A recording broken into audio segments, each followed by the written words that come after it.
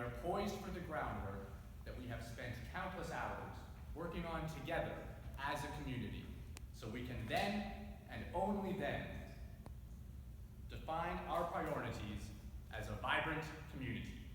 Further, the City of London has determined the direction we urgently need to take, and the goals we want to accomplish must never be forgotten, and one of our most important responsibilities is to ensure that we, your elected leaders, do everything we can in order to foster the climate under which business and our community can thrive. This involves team leadership and cooperation as a group, gearing towards goals and objectives that can be met in an acceptable and proper time constraint. The motives are to implement a plan in a cohesive and correct manner to the mission statement leaders while consulting with our team players and motivating staff with incentives to evolve interactive so we remain a trend-setting, winning, efficient, yet positive endeavor, focusing arbitrarily as per resources. Conveners will use vision in memos where function has intensity with credibility figures, and thus making allowances of accountability and empowerment action alongside positive sustainability and partnerships to reach consultatively to streamline relationships by executives in future feasibility studies. Associates will be free from inequality, while the spirit of touching base motivates a sense of flexible energy that we can evolve and manage to organize with focus groups with a drive to coach non-offensive stewardships. I will now take questions. I have a question here. Yes. Why don't you scrap the BRT and make yourself a BLT? Thank you for your question. Our community has the possibility of change and the potential and the opportunity to write a new story. But with tough questions for us as a community, we must therefore show leadership in our civic world to take bold and practical steps to secure a future of prosperity and community pride. Next question, please. Boxers Grease. Thank you for your question. With our collective and forward-moving movement of civic segments and stakeholders, we have now been forced to take an aggressive and assertive move to attain the ultimate service-oriented unit that best suits the empowered structure of sectors. Thank you for understanding.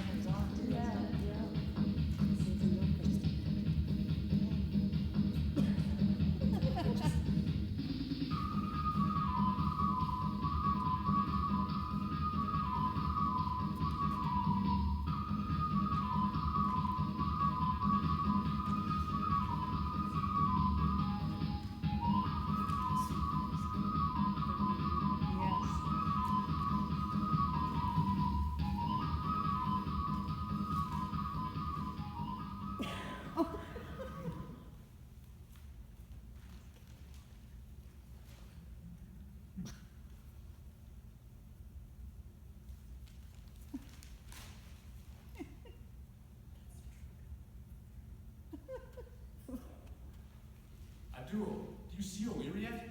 Kevin is never this late. He's never late for anything. Please, Mr. Justin PM, for the sake of my family, Islam, and the blessed Mohammed, peace be upon him, please take that disrespectful scrap of shmooka off your head. It is highly, highly offensive. How is this offensive, Abdul? It's just my wife's hypoallergenic pillowcase.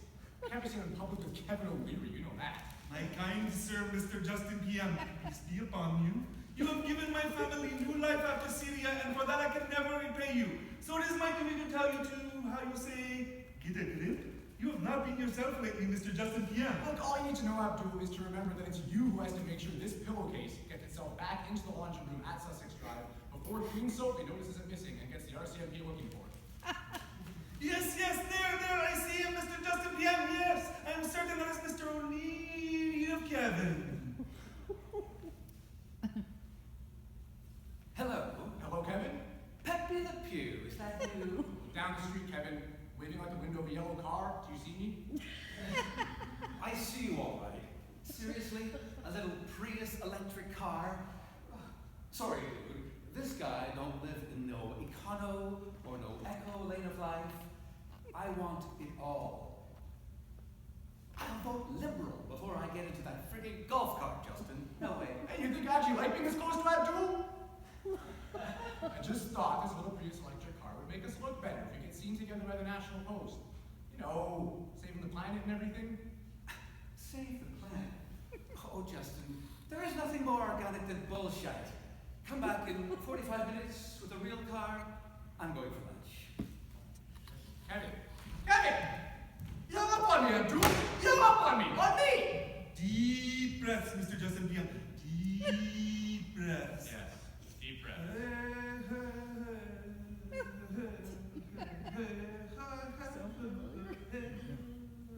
Hey, Abdul, hey, stop it! Yes, Mr. Justin PM.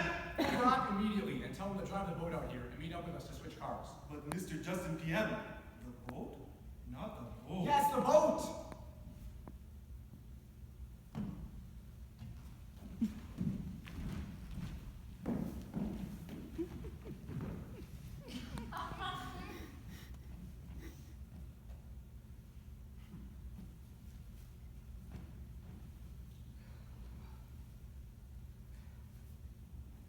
Relax, Kevin. These windows are tinted so nobody can see us. And just what the hell are you doing? What are you looking for anyway? What am I looking for? Only a black light would answer that question, Mr. T. And when was the last time anyone actually drove this redneck Batmobile? On your wedding day? Surprisingly, yes. Our wedding day was the only time this old battleship was really driven anywhere. My father-in-law thought a 1972 Cadillac would make a fabulous wedding gift. What was I supposed to do? Say no? This limo is so big, it's got stretch marks. Oh, and I know that you and Queen Sophie like to sneak out to the garage on some hot summer night and have a little fantasy romantic rendezvous in the old wedding limousine, don't you? How did you know? Those were the good old adventure sex days. Say, down to business. What's new with our telecommunications deal? We met 3 times now. So far, we aren't any closer to getting our hands on those Domtel shares. I was hoping for better news on the deal for both of our sakes. Not unless you have a new invention for me to take to the season of the Dragon's Den show. Kevin, tell me, did you really want to be the Prime Minister of Canada? Or was heading the Conservative Party just another sick hobby? You guessed it, hair boy. It was so much better for business, with everyone just thinking I was running for your job. But let's be realistic here. By the time Canadians will be willing to vote another Conservative government in, it'll be our grandchildren running against each other. You and I will both be long dead and gone before another Conservative government is elected in Canada. Why, thank you, Mr. Kevin O'Leary. I think that's a pretty compliment. Yes, and you certainly make it look easy and almost effortless to maintain power and popularity as the Prime Minister of Canada.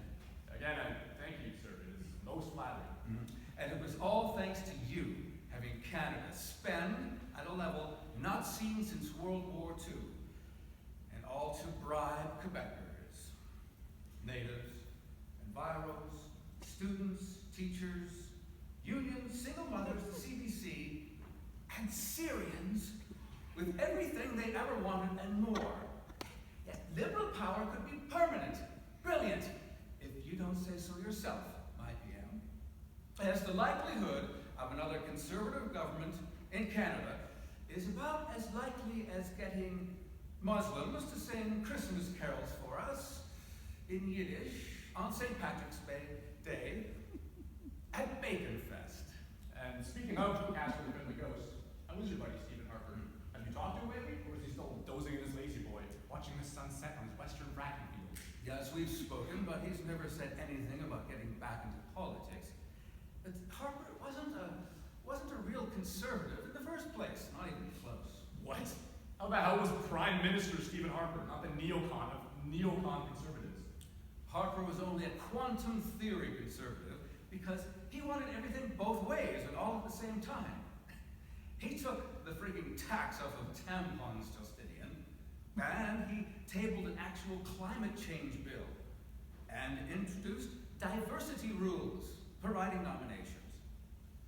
He gave single mothers massive child tax credits, and he promoted girls' confidence days and called it equality. Now, what kind of a conservative does any of these things? Well, a progressive conservative leader does all of these things, Mr. Bigelow. I said progressive. I rest my case, Your Honor. Kevin, I want out. You want out? Why, do you have to throw a leak or something? There must be a Timmy's around here somewhere, right? Are you all right, Justin? No, I'm not all right, Kevin. I want out of this game. Stop the ride. I want to get off. Don't let you have duel. Sure, it was my choice to get into this sewer of politics, but they did, after all, talk me into this. I never wanted this mess in the first place.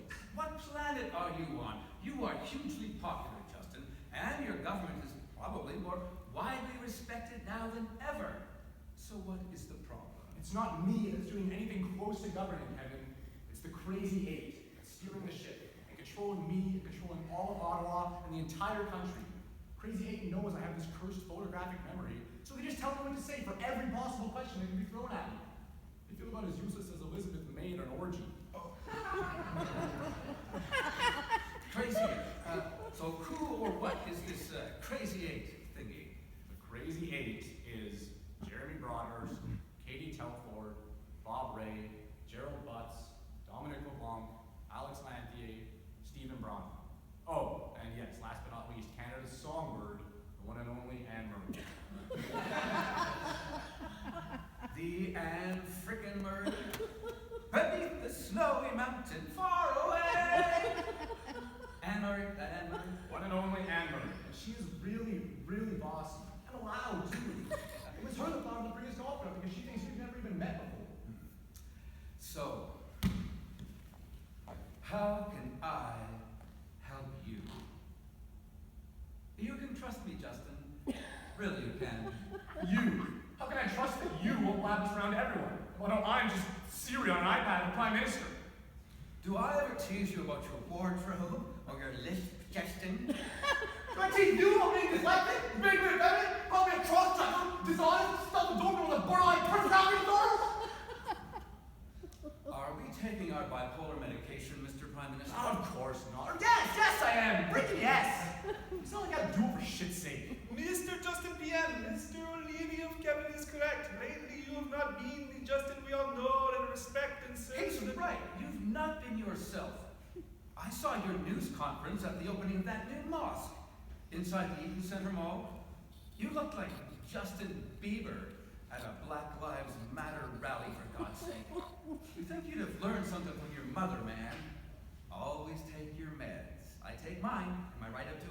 For the record, I consume none of whatsoever of these Western pills and medication, and I only consume traditional and healthy Arab food, just as Muhammad did, as stated in the Holy I Quran. started back on the meds a week ago, so it should be fine by next week. I can see clearly now the rain has gone. Don't worry. It'll be okay. We can fix this. No, there's no fixing this, Kev. Meds or no meds, I'm resigning as the Prime Minister of Canada as of tomorrow. And I'm going back to private for Sophie and I. Stop right there, skater boy. And go back to being what? A 40-something BMX pedal biking dude? No, Mr. Justin PM, you must act swiftly and expel these crazy eight infidels. Not all infidels are bad, but these evil infidels are very, very, very bad. Do the honorable, noble act of serving your country, Mr. Justin PM, and attack your infidel enemies now before it is too late. Okay, everybody, just stop right there. You have duel! Nobody is quitting anything or attacking anyone, so let's just take a minute and calm down now, all right? Now, relax.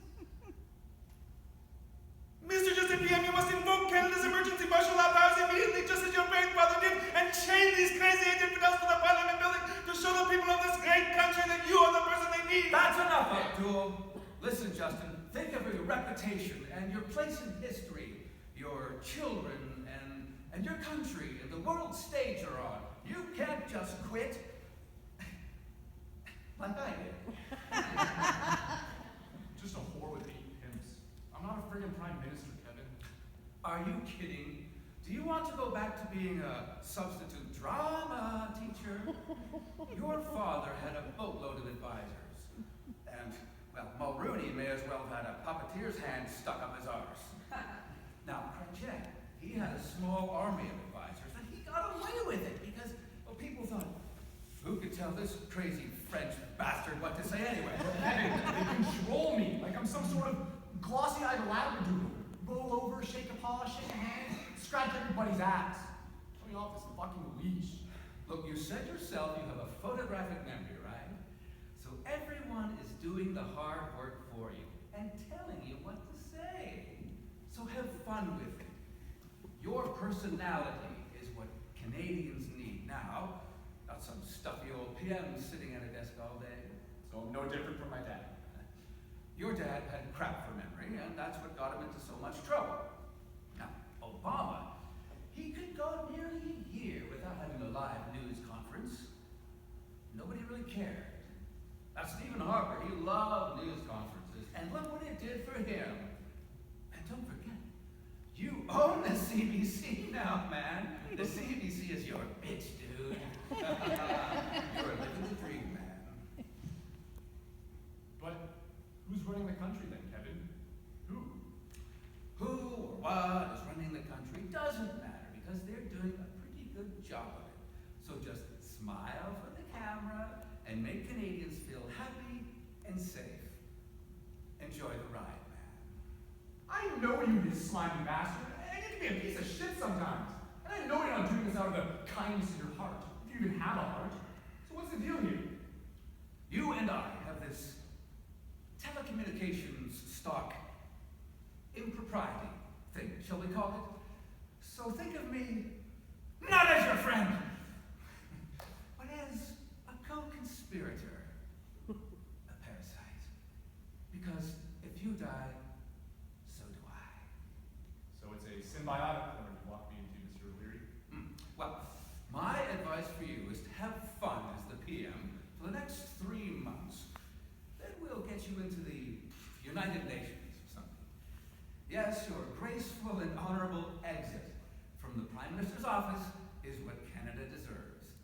Not you just running off in fear today or tomorrow,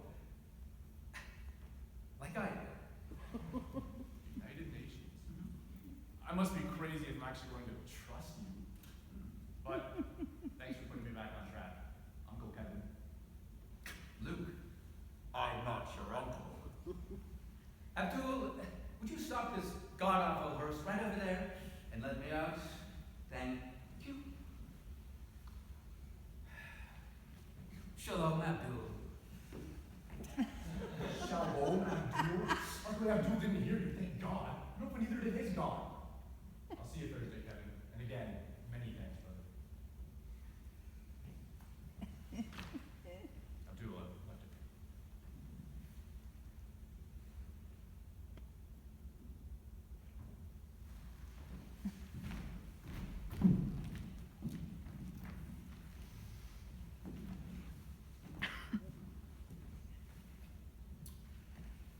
So spread your tiny wings and fly. Hello, Bob. Good day, Mr. Ray. But I called Anne's phone. Do you and Mrs. Murray share the same freaking phone now as well? And never mind, it's none of my business. Just tell Anne and everyone else the good news that Canada is safely back in good hands once again. Yes, Plan Crazy 9 was a complete success. Yes, indeed. Prime Minister Kevin O'Leary.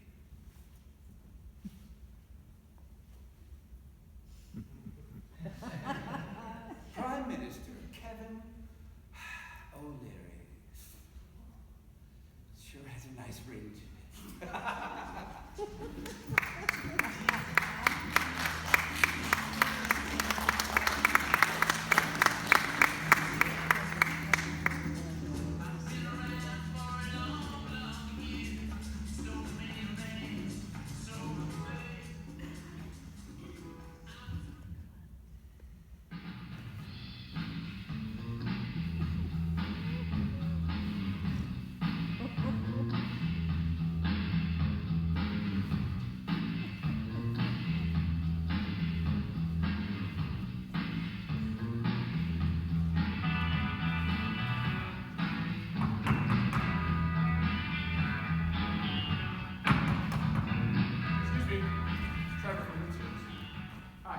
Trevor, on behalf of Trump I'm Tower. not staying at the hotel.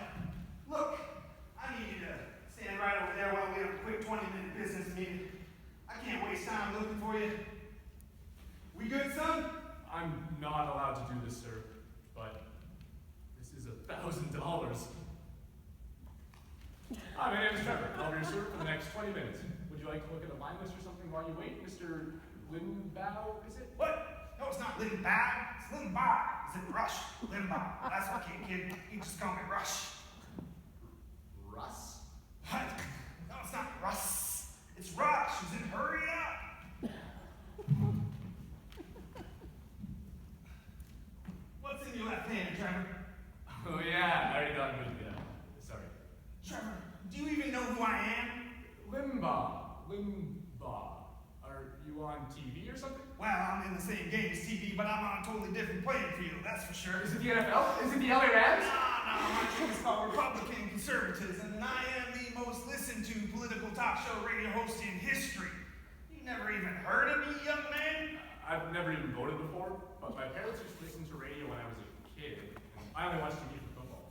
Oh, my grandparents listened to radio, I think. Trevor, history is happening all around you. Don't you see? No, look at me, Trevor. World events are threatening the very existence of this great nation of ours, these here United States of America. So where in God's name do you get your news and information from, son? News? Oh, from YouTube, Twitter, Facebook, Reddit, TMZ. Seriously? TMZ? Well, Professor Chomsky, well, hello. Greetings, Mr. Limbaugh. It's a pleasure finally to meet you. Good heavens, is that a Rolex? Oh, of course it's a Rolex. I just lease it. You know, I don't want to look all flashy and pretentious or anything. Even though I do own the leasing company myself. But say, aren't you gonna call me pig face like you did in last week's Huffington Post? It's mighty kind of you, Professor. I accept your apology. What apology? I never made any such apology. Don't contort my words the way you people always do. You people, you and I may be separated by ideology, but it's you liberals, not us conservatives, who are dividing all of us by always pointing out what makes us all different from each other. You know, straight, trans, bi, lactose intolerant. Can we please attempt to try to have a civilized conversation as you promised your daughter and I promised my granddaughter? Please? Yeah, you're right, Noam. Let's enjoy this. Any Pinot Grigio will be fine for me, young man. Thank you. And as for you, Mr. Limbaugh, kindly refrain from referring to me as Noam.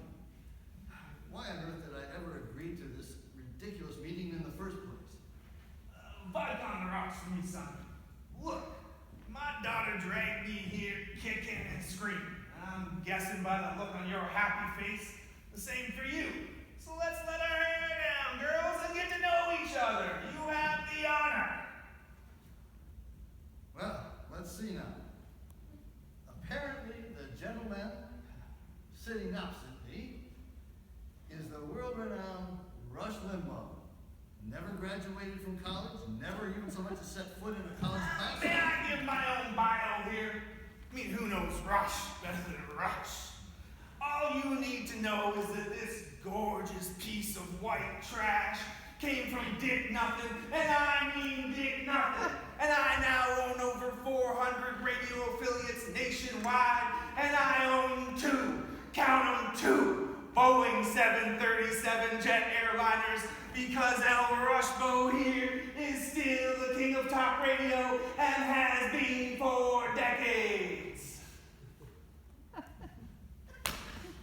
And you, sir, are a leading academic scholar of political correctness.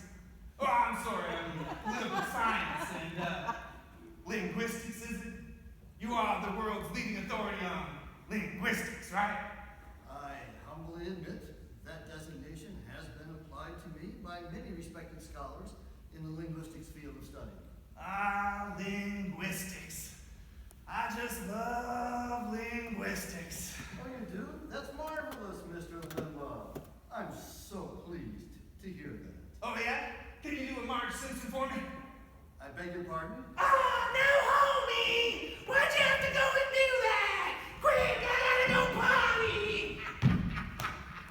What's wrong with you, Mr. Limbaugh? Are you drunk? yet again? No, but now I wish I was. I'm just trying to have some fun here, man.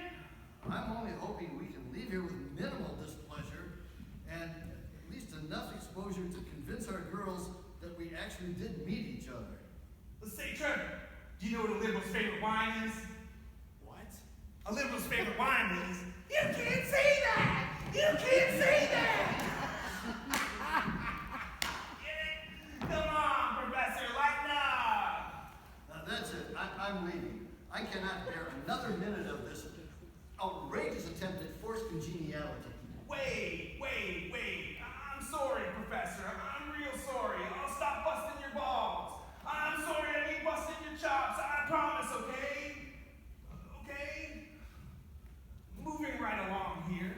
Your granddaughter is 32, same age as my Sammy, and has a PhD in engineering, is it? Oh, what field of engineering is it again? I just wanted to hear you say it. Fine, I'll say it. My granddaughter Ruth has her doctorate in chemical engineering. And yes, she did develop new pesticides for the Monsanto Corporation. And yes, she votes Republican. That should please you no end, Mr. Limbaugh. Yes, right wing means right wing for a reason, Professor. Right on. Yes, indeed. And your daughter has myriad degrees, including a master's degree, is it? In... I'll let you say it. More like a petty fistful of flaky liberal arts degrees and a PhD in women's studies of all things. And yes, she voted socialist. Please, it's called humanistic regressivism. Okay, liberal, whatever. But I love my daughter Sammy anyways, and I'm sure you love your granddaughter as well. Yes, indeed. Genetic diversity is a wonderful thing, but occasionally not. Now, I don't want to go all Oprah on you here or anything, Professor, but it's nice that we can sit here and share these things in private instead of recording this little get-together like we had originally planned to. What I never wanted, nor even hinted that I might have wanted, this outrageous clown show recorded. I would like this ludicrous meeting erased from my mind right now. Now, where is that open-minded and tolerant and inclusive and accepting and loving liberal we all love so much, Nomi? And for the last time, stop calling me Nomi. It's okay. You can call me Pigface. I don't mind. Please understand that yes, it is unfortunate. The Huffington Post did actually put Pigface in print. I see now I should have been nobler and called you a pigface to your face. There, I said it. Felt good, didn't it? It's people like you, sir, who stand in the way of everything that tolerant human beings care for, that they work for, that they Seriously? stand for. Liberalism is against everything and so stands for nothing except empty words like fairness and equality. Progressive liberalism, humanistic progressivism, is an empty and soulless ideology that only worships misery, envy, and failure, just like Churchill said. It astonishes me how you ever so slow to move conservative tortoises are still able to manage to move your mouths at such lightning speed. And I dare say that you are childishly overreacting. But you tolerant and open-minded and inclusive liberals never engage opposing views. You only want to eliminate all opposing views. And anyone with an opposing view, you first call knuckle-dragging, redneck, racist neocons. That's progressive. Pigface! Well, look who's overreacting now, mister. Professor. Excuse me. So there. We're even now. No, Mr. Limbaugh, we will never be even about anything. Never. You're an agnostic now? A lax Jew, shall we say. You don't believe in God anymore? Why? God only knows where you're going with this. But first, let me ask you something. Do you know what the last thing was that Jesus said to Judas? He said, don't you cross me, right? Please let me finish what I was saying. My point is that your granddaughter and my daughter celebrated the birth of Christ at our home in Miami this year,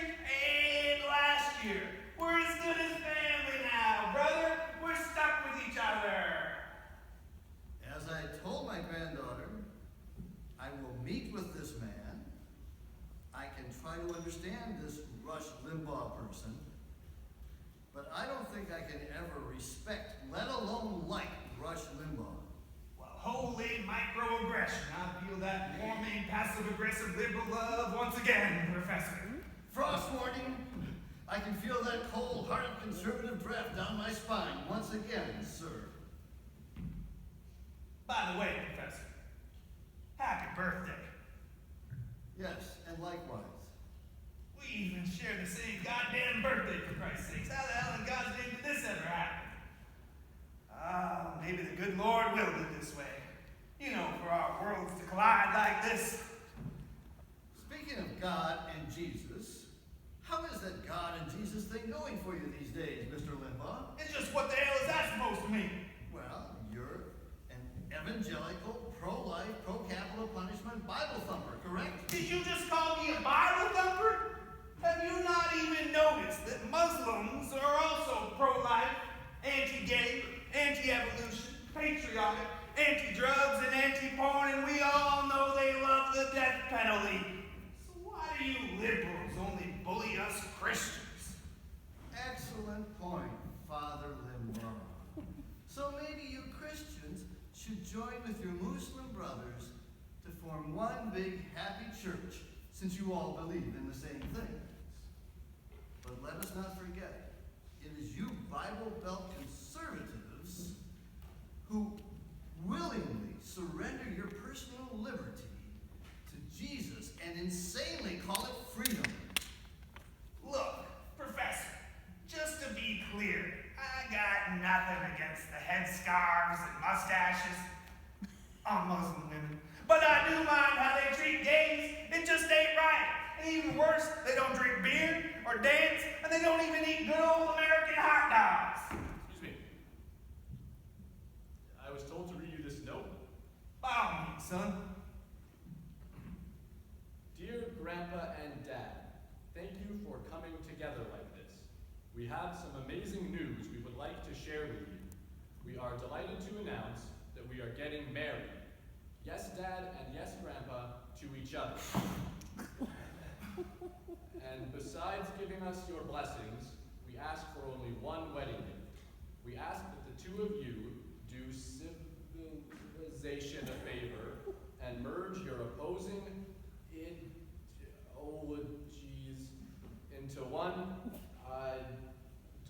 guy that respects all and serves all. Otherwise, humanity is still hanging in the trees. Much love, hugs and kisses, Sammy and Ruth. Oh my God. Oh my God. My little Sammy is gay. My daughter is gay. My daughter is gay. I believe the word you're looking for is lesbian. Seriously? That you know freaking smart ass on Professor? Just what the hell? Now, where is that open-minded and tolerant and inclusive and accepting right-wing redneck tea partying neocon conservative we've all come to know and love so much? Rushy. Oh, give me a goddamn break, no. I've been all those things to my daughter and more. Until now, You knew about this all along, didn't you? yes. Look, I can forgive Sammy, even if God can't or won't forgive her. I will forgive her. I'm not saying it's right. I'm not saying it's wrong, but if God truly does think my Sammy is wrong, then God himself is wrong. Forgive me, Lord. It's only your daughter, Sammy, and my granddaughter, Ruth, who won't forgive us if we don't come up with something for this wedding present of a shared ideology. So, can we just get down to it and get it over with so we can get out of here and make an expeditious departure? Are you up to it? No. No, I'm not up for it. And besides, merging liberalism and conservatism is logistically impossible anyways because It is only we, humanistic progressives, who are truly open-minded and open to change and new ideas and new ways of thinking, while you fossilized conservatives remain stuck, still crawling along in the slow lane, looking like the last ones wearing disco pants to a toga party. So, what, if anything, do we have in common? reason. Reason. Yes, reason is humanity's strongest suit. fortunate in life is somehow unfair. It's as if logic itself is somehow cruel. But logic, just like real life, has real consequences, Professor. Real consequences. It's a requirement, isn't it? All conservatives must be slaves to a god, thus leaving conservatism as nothing more than a religion, not a political movement nor a quest for liberty. Because remember, reason, your word, sir, reason tells us that religious beliefs are merely the vestigial tales of human cognitive evolution. So can we please continue to evolve as a species? So much for moving forward, Mr. Limbaugh. Moving forward. Moving forward is liberalism's religion, and moving forward in any direction with blind faith. Somewhere out there is that great progressive utopia of peace, love, and understanding. Riding along in my automobile with no particular place to go. Good grief. You sing like a wounded goat and squeal like a pig, Mr. Limbaugh. A goat? Okay. Somehow that feels racist, Professor. Racist? Now I almost wish we were recording this ludicrous sideshow so that the rest of the world could hear your pathetic excuse for singing and your stale jokes. Say, Professor, what cures all problems in any society as best as they can be cured? Just so we can get out of here, what does cure all problems in any society as best as they can be, Mr. Limbaugh? A healthy economy cures all our problems. And a real social justice warrior is called an employer. Corporations control the entire world, Mr. Limbaugh. It's not corporations that have death camps and firing squads. And besides, I owe my life to corporations, and so do you. Good grief, how is that even possible? How about Pfizer Corporation's blood pressure medication, and their blood thinners, and their pills for my enlarged and swollen prostate, and pieces of goddamn art sometimes? What about pollution, global warming, toxic waste, energy? What about the depletion of the planet's dwindling resources? It's the corporations that are killing the planet. Killing the planet? Oh my God, save the Dead Sea! My kind sir, it is the science of clean burning that has made smog warning days rare for decades in North America. And we are now living longer than at any time in human history as a species. Life is good are the three words you libs love to hate. And now fracking's abundance is ending the oil wars with possible world peace, giving us reliable energy for generations to come. Wind and solar are Y2K jokes in our children's history books, because now is the best time in history to be alive, no matter how many CO2 death threats you people spew to billions of children. Excuse me, can I say something? Do you mind? It's just that I think I can solve your problem so that everyone can agree on something. Oh my God, I can't wait. What say ye, O mighty Nostradamus? What if we all agreed to make all government and political corruption the treasonous crime it used to be, because it's the only crime that affects everyone equally? Treason, as in Bush and Cheney treason. Count me in. No, wait a minute, Professor. Reason says treason always means execution, usually by a firing squad. Otherwise it wouldn't be called treason, now would it? Are you peace-loving liberals still against the justice of the death penalty? I'm sure the prospect of this bloody carnage from executions must be pure music to your ears, Mr. Limbaugh. Yeah, that's it. It's the lyrics to a Snoop Dogg song. You two must have heard it before. What if we all agreed to make all government and political corruption the treasonous crime it used to be, because it affects everyone equally? What if we all agreed to make all government and political corruption the treasonous crime it used to be, because it affects everyone equally? What if we all agreed? So this means all political corruption will once again be considered treason and the worst crime imaginable because treason affects all of us equally, liberals or conservatives? Throw in waterboarding? We got a deal here, Professor. Now let's get out of here. I might tend to agree with you. But that's a little harsh, is it not, Mr. Limbaugh? Death and torture? Snoop Dogg's lyrics also say, all political crimes and impropriety must be punishable by deportation, penniless, to a country of not their liking, hopefully, all political crimes and impropriety must be punished by deportation. Penniless, to a country of not their liking, hopefully, all political crimes and impropriety. Thank you very much, Henry. So all this time, Bush and Cheney could have been languishing, destitute and poor in some Somalian hell. Or would the threat of such a punishment act as a deterrent that would have prevented a Bush, a Cheney, a Nixon, or even a Trump, if in the first place? I say, drop them off, broken, penniless, and in girls' underwear. You forgot Al Gore, Obama, crooked Hillary, and pervert Bill, Professor. Look at it this way. I've stood taking a piss off the side of a $20 million cigar boat with both Bush Sr. and Bush Jr. So trust me when I say that the very prospect of being deported to a Uzbekistan or Somalian shithole would, shall we say, have changed the course of history for sure. Yes. Eliminating political corruption, it would level the political playing field and allow ideologies to develop and work naturally in a democratic system. I believe our girls' ideological challenge has been met, Mr. Limbaugh. I'd say we have a wedding present that is boxed, wrapped, and ready for delivery. Now, let's get out of here. Yes, the problem wasn't the ideology of the left wing or the right wing, or liberals or conservatives or socialists or neocons. The problem was the corruption by both the left wing and the right wing. Agreed. Proving that there's more to this political bird than just the left wing or the right wing, my friend. Agreed, sir. Agreed. Wait. What exactly is a political crime then?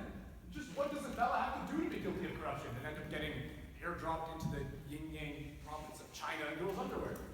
Well, of course, invading Iran and invading Iraq was the supreme example of the ultimate political crime. Don't forget reinvading Iraq, Professor. Okay then, invading Afghanistan. How about never leaving Afghanistan? Invading Vietnam. 3 to 5 presidents, Republican presidents during Vietnam. I'll give you that one, Professor. So, just what is a political crime then?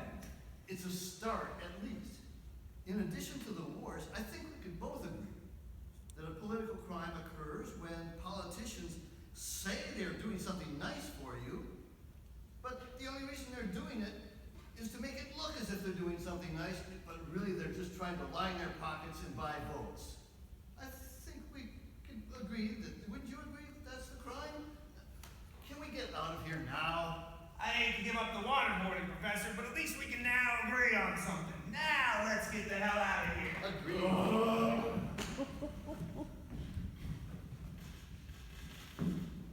Whew. That was way too close for comfort, Noam. Way too close. How's that? Well, Christ, for a goddamn minute there, I was almost a full-fledged, godly, straight-down atheist. You know, like you, Noam. You? What about me? I was almost a goddamn capitalist pig, like you, pig face.